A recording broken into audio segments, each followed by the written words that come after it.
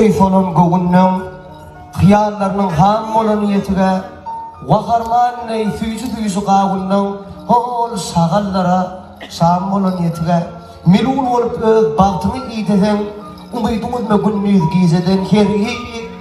gödyas dökülmesin dideden denizlerin sor olan niyetine bir kadırını dinlerler bilmesin güllü kadırını bilmeyenler yolmasın uğranza yakında yok dostum toyma da gelmeden inesin dostlarım bar olan niyetine kördüğümüz köprülerden nesenle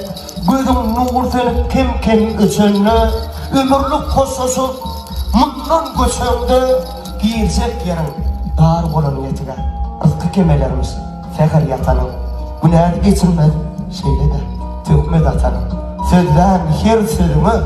avuk atanın ne niyetlerinin yar olan niyetine sözler kayıtma vurdun digmen yapıdan yakşı niyet bilen girin kapıdan nuska alıp pirden erden sakıdan hatan tay değil zor olan niyetine görüştün oymamış yıkılan pervan bununla yakşı yaman her tüyüzlü tel var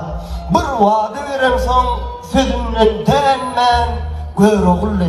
eğer olan niyetine tuğçar olsan dürlü akvala kahve peler kaldırmasın akmalı